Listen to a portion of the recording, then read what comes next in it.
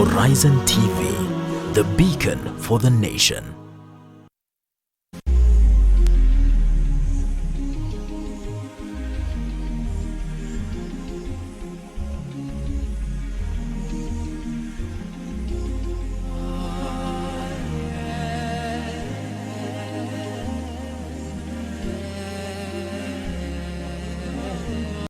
Wa rahmatullahi wa barakatuh. Good afternoon and welcome to Live Real Talk. We are talking about the war on corruption, and who else is in a better position to talk about that? None other than the Chief Executive Officer of the body mandated to address corruption in this country. I'm talking about Major Twalib Mbarak from the Ethics and Anti-Corruption Commission. Now, this corruption, the whole discussion of corruption, it's not the first time we are having this discussion in the country. It is a cancerous problem that has been affecting the country generations and generations, but again, it seems like a vicious cycle does not have an end to it.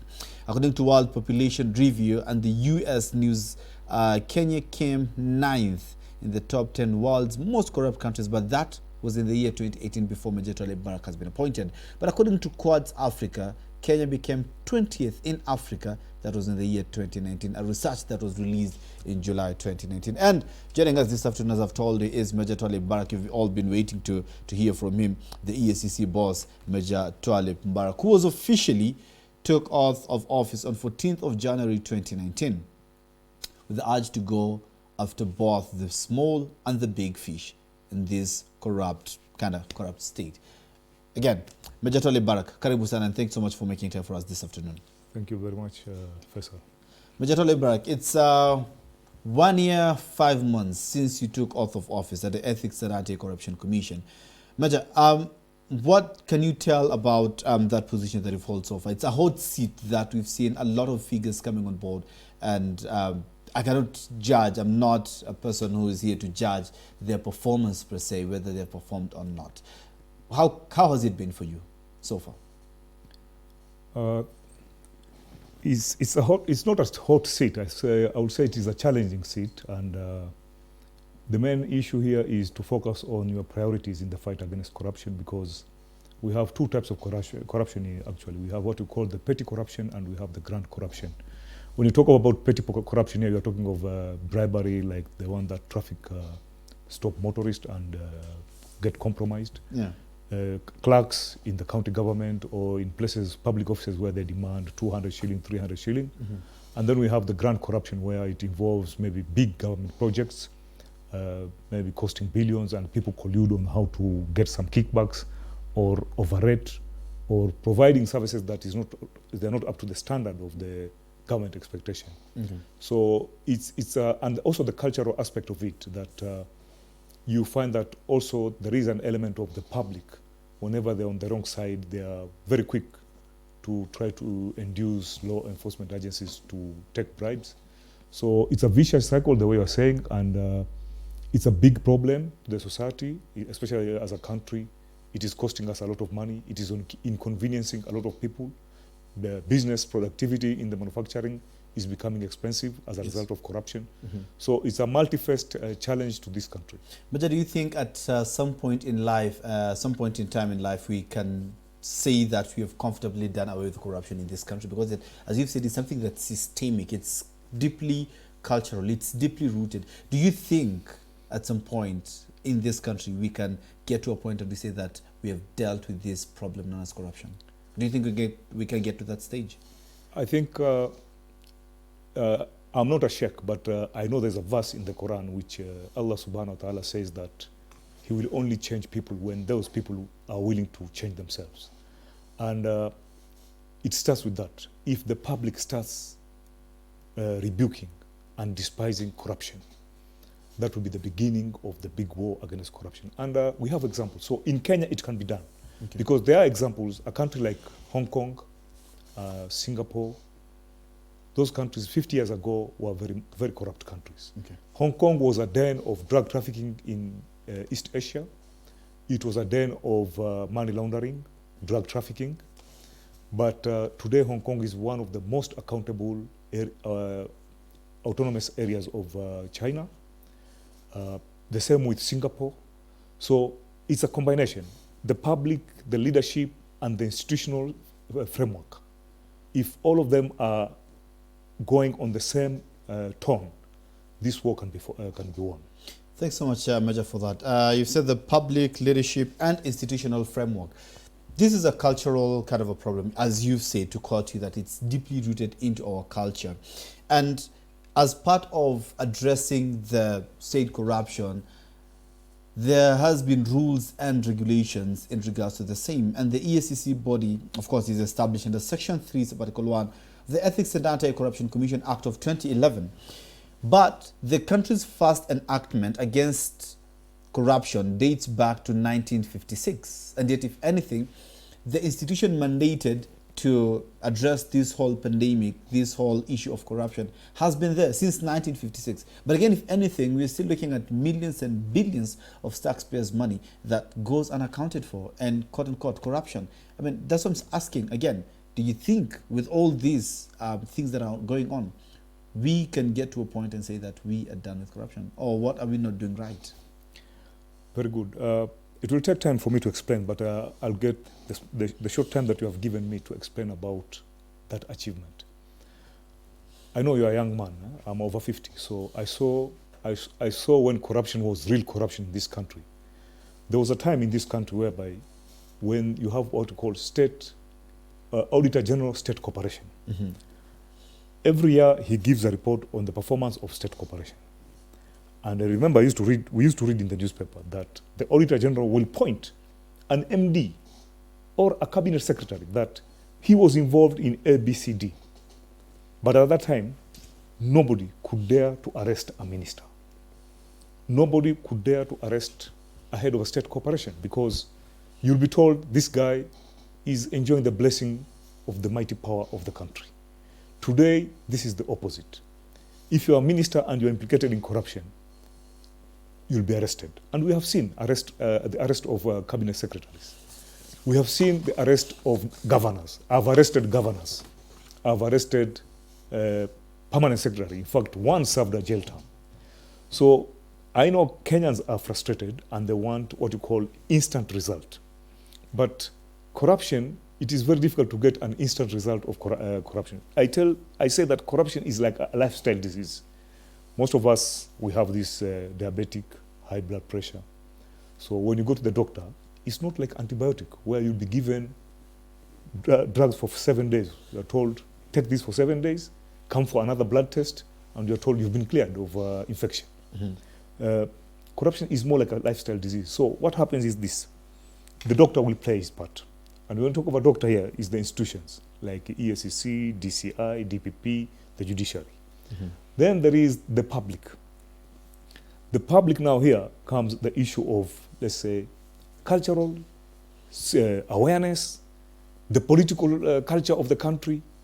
Do we have, when somebody is vying for a post, let's say an MCA, a mm-hmm. governor, yeah. Does the public scrutinize and critique what kind of a person is trying to vie for this seat? Or we just get carried by wave, party euphoria, ethnic background or religious background, and you say, hii ni mtu yetu. Wacha tuchague. After 1 year in office, you realize you have a thief in a public office. Who do you blame now? You can talk about systems. One of the role, actually the mission of EACC is to fight corruption through law enforcement, public awareness, education, and sensitization of the public. What we do as an institution, we also do what you call system review. Okay. We go to public offices or public institution, we review what are the loopholes that encourage corruption in those areas. And from there we give a report and somehow it helps. But I am still back to my position that you cannot win corruption with a single strategy. You need to fight corruption using what you call multiple strategies. And out of that, you will see this country heading in the right direction. Right now, we may say people are still skeptical that the country is very corrupt. Yes. But I would say that the war has not been won against corruption. But right now, the war against corruption is in the right direction. Interesting. Thanks so much, Major, you've mentioned about leadership, you've mentioned about institutionalization of some of these processes, you've mentioned about the public. And in your answer, you've spoken that you've made some arrests of big people. Of course, we have witnessed that's the Kamata Friday. Congratulations for that. And you've mentioned how you have convicted and you've won again a case against one big person. But again, one against how many? That's one question. We've seen a number of arrests, but again, not so many convictions. Maybe this is a question that has come over and over and over again.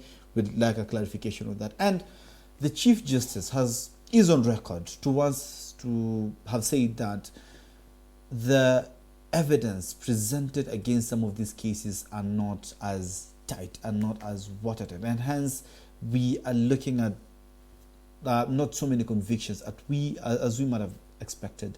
Major, any maybe clarification on this? First of all, I want to correct you because your question tells me that there is information that you are lacking. When you're saying we don't have conviction, EACC. Major, I said yes, you have convictions, but not as what we expected. EACC has got conviction. We have about over 150 cases that have been handled and convicted. Okay. And we have achieved over 70% conviction in terms of people being found guilty. So when somebody says we are doing a shoddy work, we don't have tangible evidence. Yes. I will say that if you are getting 70% rate, you are not doing bad. Even at the university, that is a first-class honor. When we come to your big question, which I understand members of the public are asking, mbona mjafunga watu? You know, that question is a good question, but partly that question is based on ignorance of the law. Okay. The EACC and the DPP and the DCI, they don't convict. Once the cases have been handled by EACC, yes, we send files to the DPP. Okay. The DPP gives us consent to prosecute, to charge. When we get the consent to charge, he takes back the case and prosecute. Okay. When he does the prosecution, there's another challenge there for DPP. The matter now is with the judiciary. Thank you. Judiciary, we know it very well in this country. Even if you have a small case of land dispute and you have filed a case in the court, generally, how long does it take for that case to be determined? Takes time. Time. Yes. And I can give you a good example. Last week, the EACC got some rulings where it was in favor, people got convicted. We had a case from KRA guy who demanded bribe. We had a case of a former Kasarani MP convicted of taking bribe. We have a case whereby the Amuti case where the guy was supposed to forfeit his property, about 41 million. We had a case of land recovery in Kisumu of a railway plot. We have cases in all those cases. People, you need to understand that I used to work with the Kenya Anti-Corruption Commission before. Yes. I was there in 2006 to 2010. Then I left. For 8.5 years, I was out of EACC. All these cases that I've mentioned that got ruling in court, those cases, they were filed when I was working with the commission 10 years ago. Interesting. So the issue of conviction, the public must understand, it is the judiciary that talks about that, that handles the cases. The issue of we are told to be having shoddy cases. I disagree with that because our cases are getting conviction as EACC. The other thing is that I always talk about the Akasha case. Okay. The Akasha case, I'm from Coast. Those guys ruled the Coast for 20 years as drug barons. And they were here before our courts. Then somehow they went to the States. And within 2 years, they are now serving jail term.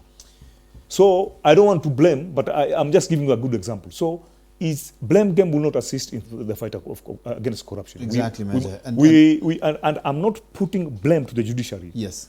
I am saying the judicial process is slow. When I say the judicial process is slow, the next morning you find the media saying EACC says judiciary is the obstacle. I'm not saying it's an obstacle. Yes, it's not an obstacle. Because when you talk to them, Yes. they tell you they're overstretched. I'll give you a good example. We do what you call civil recoveries. Okay. Civil recoveries entails public institution, plots, pieces of land that were grabbed, and then we file case to recover those pieces of land. Okay. And we have recovered a lot. As at now, we have recovered, like the last 1 year, we recovered land worth 1.8 billion shillings. This is about 1,800 acres of Kari land in next to Dalamia farm in Naivasha, which was grabbed by power barons in the old area, in the old regime during Kanu area time. We got repossession and we handed over the land to Kari. Perfectly fine, Major. There's even a plot here in town, maybe you know it.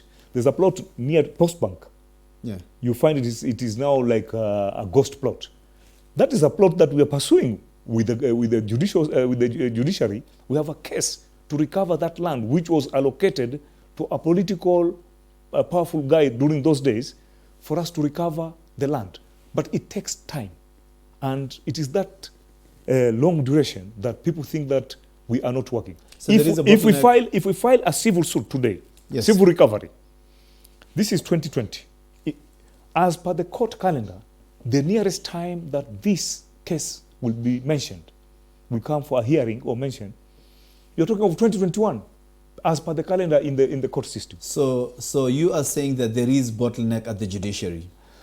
There is bottleneck at the judiciary in terms of capacity. Capacity.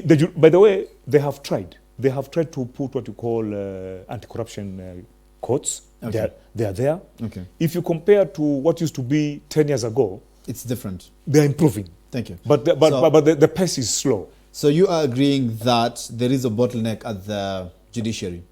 And you were there when the CJ, the Chief Justice, said in an event that attended by yourself, the DPP Nurdin Haji, the DCI George Kinoti, and the President, that some of these cases don't have, let's say, enough evidence to prosecute. And that's why Kenyans are pressuring him to prosecute some of these people after the Kamata Fridays, but not so many get convictions ultimately. Let me talk about EACC. I will not talk about other institutions. So that We have a process of, I think it is good I tell the public Yes. how we go about our cases. please.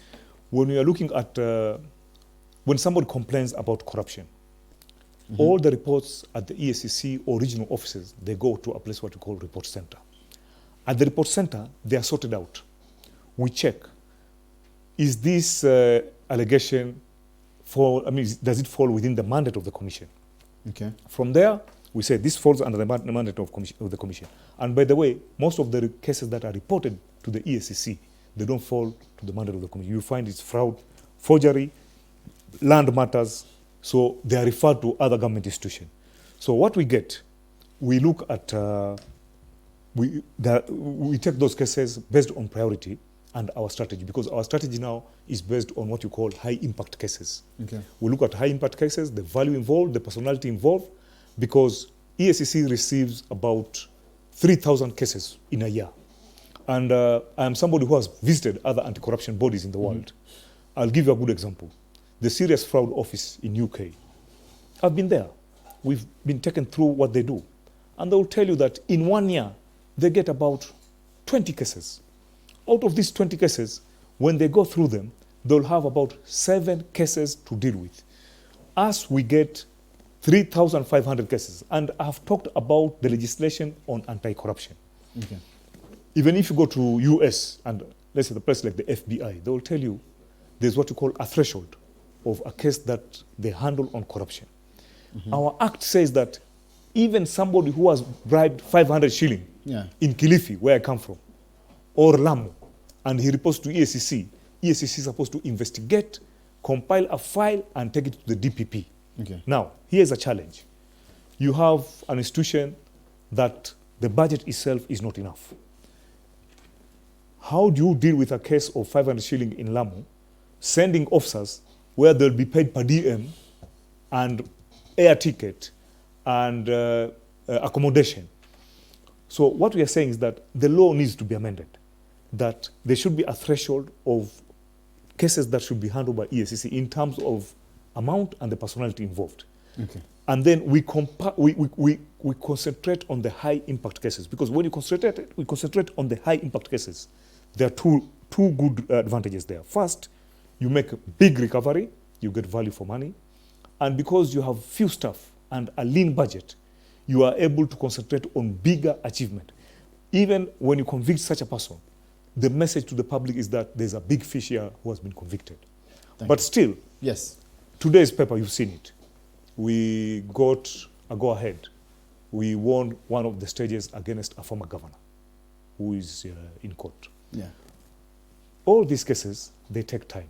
There are some governors, we have taken them to court. They have even been charged.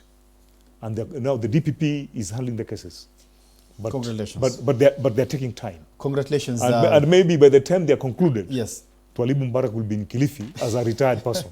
Maybe working with a, what do you call this? Kigogo. We are hoping that... and I will say this case is when I was the CEO, is when I took this guy to court. We are hoping that... so those challenges must be understood. We are hoping that you won't be using Kongojo in Kilifi when these cases or these persons are going to be, convicted. But you've mentioned about the DCI, the DPP rather, and there is a question on that we're going to come back after the break, because we have seen the DPP and the DCI more focusing on the corruption more than the EACC, which is the body mandated to fight corruption. This measure, I'm going to ask you to hold on that because we need that answer after the break. Let's pay our bills first.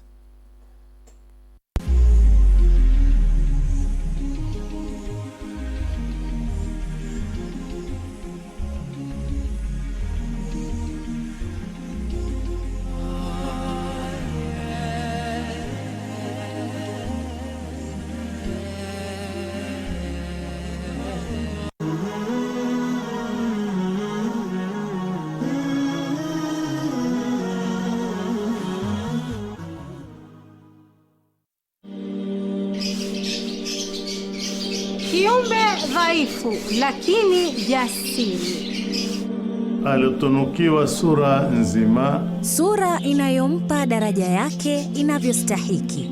Sharti ajigambe. Naam, na pepo ipo chini ya nyayo zake. Mpamba nyumba na nyoyo za wapendwa wake. anayebeba majukumu yake pasina kupinga. Mtazamaji, je, unamfahamu anayezungumziwa? Bila ya kusahau hadhi yake na haki zake. Ungana nami Rahma Swaleh na Sheikh Juma Amir, tukuelimishe na kukupa mwelekeo katika maisha ya ndoa kwenye kipindi Dira ya Mwanamke, kila Jumapili saa 2 usiku majira ya Afrika Mashariki ndani ya Horizon TV.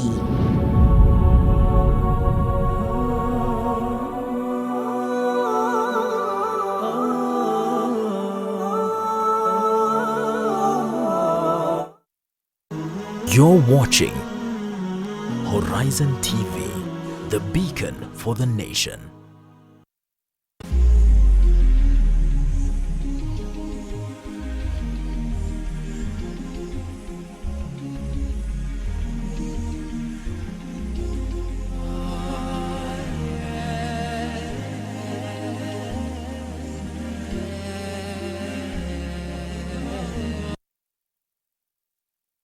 To the Chief Executive Officer of the Ethics and Anti-Corruption Commission, Major Twalib Mbarak, on the war against corruption. And just before we went on a break, there is this question that I asked Major, the DCI and the DPP, they seem to be quite vocal about corruption, especially a group of MPs from a region. They were complaining that the president might be fronting the DCI on the cases against corruption so as to target a particular region, leaders from that particular region.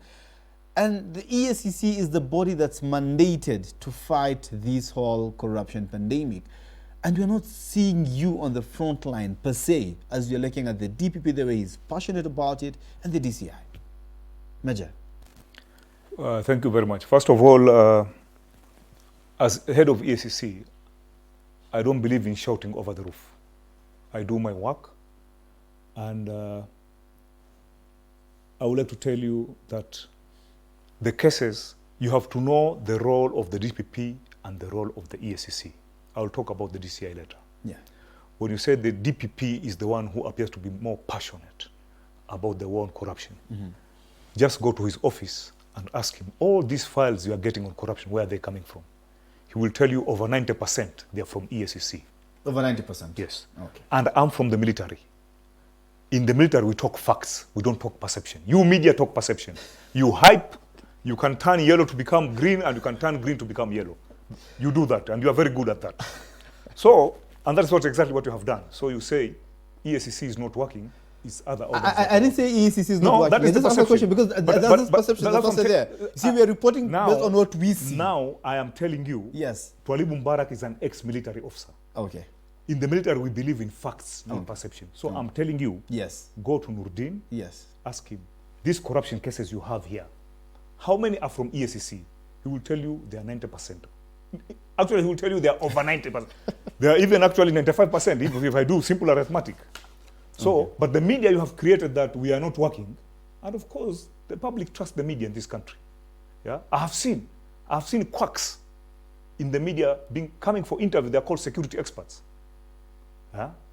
And we know I have strong security background, and we know these guys are quacks. But they are being respected because the Kenyan media has built them. That they are. So when you look at saying the DPP is more vocal and DCI than EACC, EACC has more files to the DPP because, and when you say DPP, you are forgetting, this is like a football team. I'm like a midfielder and the DPP is like a scorer. All that I investigate, the law tells me, once I'm done with the investigation, I should take the file to the DPP. So when you give credit to the DPP, you have forgotten that EACC is the one that sent those files. All the conviction that the DPP got in the last 1 month, all those cases, all, not 99%, 100%, 100%, they are all from EACC. On the issue of DCI, EACC, or whatever, targeting political whatever, yes, these noises will always come. In fact, if I do a presentation to you about EACC, I'll put there, and maybe this is a question you're going to ask me at the end. What are the challenges of the EACC? I will say politicization on the war against corruption. When you get hold of somebody from this side of the political angle, the other side say, no, umetumwa. When you get a guy from this side, the other guy say, umetumwa. But now, it's up to you as a leader. You must be resilient, you must be focused, you might fight the war, whoever will tell you are on this side, on this side. So that is equally a perception. The DPP, the DCI, the EACC, we are professional bodies and we are working professionally without any political interference. Okay. So there is no political interference. That means that you're dispelling the fact that there is any political influences to the EACC and the fight against corruption. Do you confirm to that? And I want to confirm that there is no such position, and I want to give you an example. Please do. Yes. When we arrest governors, we are told these governors are powerful, you cannot touch them, you cannot do this and that, you cannot do this and that. We've arrested them, we have charged them. Powerful governors, very powerful governors, we have charged them. There is no one day, as the CEO of the EACC, I have been called by any political heavyweight to tell me, wachilia hii kesi ama kimbiza hii kesi. Interesting. I have done my work professionally. I take what my officers are telling me, this is the file, it is ready. We take it through enforcement committee, we look at it, imetosha, yes. We took it to the DPP, DPP brings it back, said, this file is good, contrary to your allegation on shoddy work and shoddy evidence, and the DPP say, arrest this governor, and we arrested them. I think I'd like to go on record saying that I did not say you're doing a shoddy job, but I just say there are complaints from the judiciary that some of the evidences are not strong enough to convict some of those who are arrested. Now it is very important, Faisal. You have used the word some. Some. So exactly. I agree. Okay. And I can take you through that. When perfectly fine. The EACC, when we take a file to the DPP, sometimes the DPP returns that file. Okay.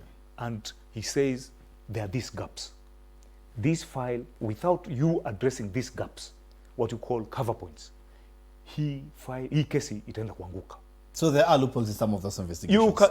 Yes, perfectly fine. But, okay. but generally, even yes. when the DPP returns the file, yes, you will not say that, he will not say the word shoddy. By the way, he can return a file, and he tells you this investigation is 98% finished. But this 2% is critical. It is critical. It can bring down the case. Interesting. You can have maybe a certain document, and it tells you this document, if they ask in court, you are done. Can you get this document? So it is a system of, you take the file to the DPP, he brings it back, but by the time the DPP has agreed that you are charging, yes, generally that file, whether it is from DCI or EACC, that file is watertight. Fair enough. Thank you so much. Major, you said that before I give you examples, before you said earlier on that you are prioritizing the heavyweight cases, correct? Yes. So even in the heavyweights, then we are having a pool of them. We are having quite a number of them. So what other criteria do you use to further select the case to pick and the ones to drop? First of all, I want to correct you, Faisal. We don't drop cases. We prioritize. Oh, okay. Thank you. There is no way you can go and investigate a case and you say, this is small, we don't prosecute.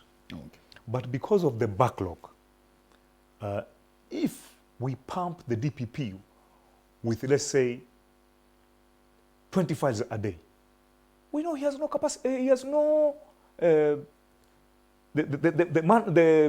human capacity to address all those files. We are forgetting the DPP has got about lean staff cut across the country. All counties, he has his people. He has a problem, he has a challenge of budget allocation. And all that, I will not pump him with so many files, then they go and stay there, not to be dealt. So we give priority to the big files so that the files can be moving. Exactly. And so even the big files, and then even what criteria are you further using amount of to money, prioritize? Yes, very good. Okay. Amount of money. Okay. The personality involved. Okay. Because when you are arresting a governor, yes, it's not like arresting a clerk in a county government, or maybe a clerk in let's say at KPA. Okay. A governor is a very big person. He is one of the top senior people in the country. So a governor, I'll use the word, is a big fish. Okay. If you can arrest a head of state corporation, yes, or a finance manager, or a human resource manager for being corrupt, yes, that's a big case. So we prioritize looking at the amount, the impact, and the message it will pass to the public. Because like now, I will tell you very openly that we know on the ground that after the arrest of several governors and charged before court for corruption, there is a semblance of order in the counties, unlike before. So somehow we are achieving deterrence. Okay. Yes. That's interesting. Although we are not yet there, but we are achieving deterrence. Major, I'm just going to take you and giving you a case in point. Governor Waititu was charged of a 588 million irregular tender awardee case, correct? Yes. That was yes. The case ended sometimes around March 2018. It is in court. It is still in court. And for your information, the law does not allow me to comment on Perfect. any case that is before court. Okay. So anything about that case, I will not answer because from here, I'll be taken to court. But I just wanted to confirm that's the scenario. He's charged on that. Yeah, that is in the public domain. Yes, thank you so much. The same thing, according to the Auditor General's report of 2017 and 2018, Kisumu Governor, His Excellency Anyang' Nyong'o, is also having some shortfalls in terms of his books of accounts of amounting to around 400 million.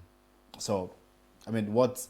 That's why I asked the question, what's the further criteria that you are using to select a case and prioritize it as opposed to another? Even if, yeah, those are big weights, a number of them, big fish. These are all big fish. So why should you take this or prioritize this and not this particular one? In this case, why Waititu and not Anyang' Nyong'o? You see, we have just an example. Very good question. Yes, Faisal. there's a difference between investigation and audit report. Okay. Are we together? Yeah. You can go through the audit report and you find that there was some element of what you call procedural. Okay. But there's no element of criminal offense. Yeah. And I'll give you a good example. When I was with the EACC, KACC those days, Yeah. there was a maize scandal. Maize scandal. And listen to me. It is said maize from the silos, National Cereal and Produce Board, people were given letters to go and buy and sell to millers, as opposed of millers buying directly from the cereal board. And we got several names of people that were given those letters from the Ministry of Agriculture to go and buy. Then from there they became brokers, they sold to millers. And the cost was passed to the public. So we investigated. When we investigate cases in anti-corruption, Yeah. after the investigators are done, you have the legal officers, what they do, what you call crime reading, to identify which offenses are these people going to be charged. Okay. Interestingly, when the investigation was done, the lawyers told the investigators, you have done a good job. People were given letters to go and buy maize from the cereal board and sold to millers. From the laws, what is the offense? Now it has become a moral aspect, but not a criminal issue. And all those files were closed. Because iko shida gani wewe umepatiwa barua ndo kanunue mahindi kwa cereal board ukauzia nini, umekuwa broker. Yes. Under which law? So those kind of things the Auditor General will point. But when you come in to investigate, you find sometimes it's neither here nor there. Now, what does it do? How do you handle such things? We have a prevention directorate, and they do system review. As you are looking, Faisal, for how to go and deal with that case of a governor in Kisumu, us, we will send prevention officers to go and do what you call system review. And then they will advise that this is what you should do to avert these kind of things. But here is a problem also with the legislation. You find that in the Chapter 6 of the Constitution and the Leadership and Integrity Act of 2012, those things are mentioned, but we don't have enforcement. We just advise. And these are some of the things that we have talked to the members of Parliament, the Justice and Legal Affairs Committee, and some members of Parliament who have got legal background, that we need to tighten some of these things. That when the EACC does a system review and it gives to an entity, it has to enforce. We did a system review of NYS when NYS 1 scandal took place. And the system review from EACC, it was a very beautiful document. And it said that the NYS must be an autonomous organization, free from government interference. At that time, people refused, said no way. Then NYS 2 came. After the second blunder is now that they have implemented what we have recommended. If they had agreed earlier to follow the recommendation of the system review, yes, NYS 2 would not have happened. Yeah. So I'm talking about investigation, prevention, system review, public awareness, and education. Thank you so much. Yeah. I really do appreciate. You mentioned about NYS. Just a quick question. It's a case that's still ongoing. Would you be comfortable to talk about it? Maybe if I invite you and the DPP to talk about it, would you be comfortable to talk about it? Is it okay? Unfortunately, you know, cases that are before court, yes, you're not allowed to talk about them. Quite unfortunate. Yeah. Anyway, so we cannot comment about them. I'll leave it at that. Yeah. Major, you have mentioned about this is a multifaceted kind of a pandemic. It has affected a lot of sectors and it needs more than just one institution to address it. And you have kind of blamed the media and we have taken the punches. Hey, media people, the fourth estate have taken the punches on your behalf. So, yeah, we need to talk after this. No, so, Major, I'm going to ask you to please... maybe you give me time about that. Huh? Yeah. I am not against the media. Yeah, I understand. And I want to tell you yes, that some of the major gains we have made in the fight against corruption has been attributed to the media. The media have their sisters. We have brought it out. They come out with a scandal, and Yes. when we go in, we realize it's a real scandal. And the media, I think, I would say the media is a double-edged sword. They can assist you in fighting corruption, and they do assist. Yes. They do assist a lot. Thank you. They will call us and say, there's this scandal in this place, and you find it's true. And we cannot do without the media as an entity. In fact, one of the best way of fighting corruption is partnership between the enforcement agencies and the media. Thanks so much. And that was just my question that I wanted to ask you. So what would be your advice? How would you love us to conduct and to help you in this fight against corruption? One, the media, and secondly, the public. The media, when we are doing investigations and the cases are before court, give them prominence. Because Kenyans trust the media. That's why I told you, you are the guys who can turn yellow into green and green into yellow. Because the public trusts the media. So when you see a scandal in the offing, I'll give you a good example on part of our work is to do what you call unexplained wealth. Unexplained wealth. If you have unexplained wealth whereby your income does not match with what you have, we can write a letter to you to give you some time to explain, failure to which we file recovery of your assets. Who is the best person to assist EACC? And I've talked about our capacity is small. You guys are all over. Media. The media, you can say, I am in this county. The head of supply chain here is putting a 3-story building. We'll come in and check slowly and we'll get something out of it. So the media can help us a lot. Wow, interesting. What about the public? How do the public come in? The public, first of all, I am not despising the public. Most of our cases that we are handling is as a result of the public reporting to the report center. Either reporting to the report center, reporting anonymously. But what we are talking about here is that the public can go beyond reporting corruption. By the time you report pesa imeibiwa, going to court, it will take 8 years, 10 years, a lot of hurdles. Why can't we prevent? So how do you prevent it? Part of the prevention strategy is what you call a mature political culture. When somebody is coming, trying to vie for a seat, MCA, governor, senator, make sure as members of the public, you query, what kind of a person are we electing? What is the background of this MCA? Let's forget about our ethnic background, religious background. Oh, this is a woman, this is a man, this is a short person, this is a tall person. No. Look at the background, historical background of that person.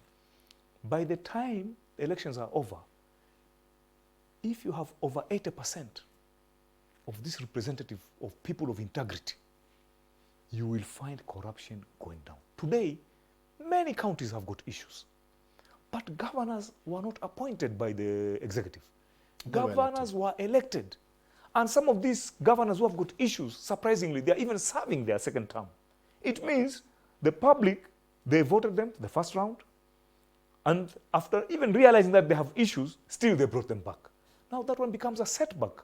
And you come and say, you know, EACC is not working, DCI is not working, DPP is not working. Oh, you know, this country is corrupt. But you have indirectly contributed to that corruption, unknowingly. Wow. Thank you. Thank you. Thank you so much, Bwana DCI. Just one last question, maybe. Bwana CEO. Bwana CEO. I'm not DCI. Bwana CEO. Apologies for that. There was a question about that, but again, in the interest of time, I'm just going to shelve it. Bwana CEO, about whistleblowing. For as much as we might want to whistleblow, are we guaranteed of protection? I would like to throw it in form of a question. Have you ever heard anyone saying, I have reported a matter to EACC, then I was blown?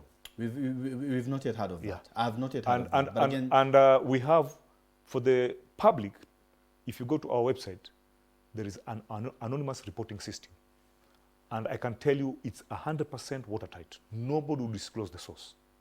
Because even on my side, if I get a staff who has disclosed the source of information to make somebody being threatened, I will sack that guy on the spot.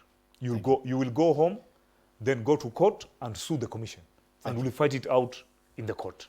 Thanks so much for that good news. At least now we can work together. For those of you who know of any or suspect of any scandals or any unethical deals outside there, then you know what to do. Just log on to the website and report using the anonymous feature that are on their website. And of course, maybe just let us play our role, because as he said, this is a cultural issue. It is deeply rooted into the Kenyan culture. Maybe you give me half a minute to give them.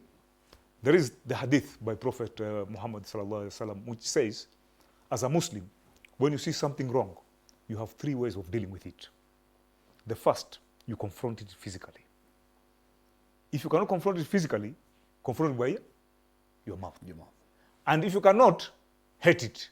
But those who hate it are the weak in Iman. Yeah. So confront this monster called corruption by action, by your mouth, and if you are weak, by your heart, but don't condone it. Thank you. Thanks so much. We've just scratched the surface of this war on corruption, and I'm wishing we would have more time. Bona CEO, I'm inviting you at least next time we come and continue more discussion about this war on corruption. Shukran. I mean, there's a lot that we have let us say. Thank you so much for making time for us, Bona CEO, this afternoon. Thanks so much to all our viewers. Thank you so much to the crew, Nasir Hassan, Muhammad, Sam Obora, Muhammad Otwell, Shakombo, of Tumbo, my producer of Tumbo, Abdul Ghafur Anasi, Sadiq Abithar, Mohammed Gitonga. Thank you so much for making this show as successful as it was. Our producer, our executive producer, Abu Sufyan Ahmed, thank you so much for making this show for what it was. And see you next week same time as we are talking about another topic right here on the Live Real Talk. Assalamu alaikum wa rahmatullah.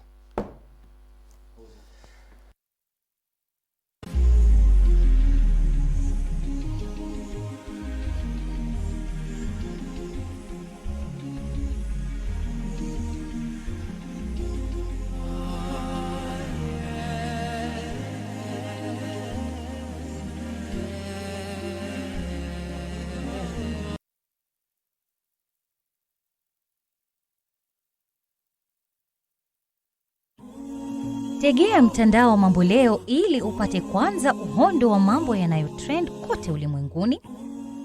Ujue kina cha tamaduni zetu, kisha twende shopping mtandaoni, na baadaye uwajue kwa undani waimbaji wa nasheed. Kitovu cha uhondo ni hapa mtandao wa Mambo Leo. Weka tarehe, tuonane.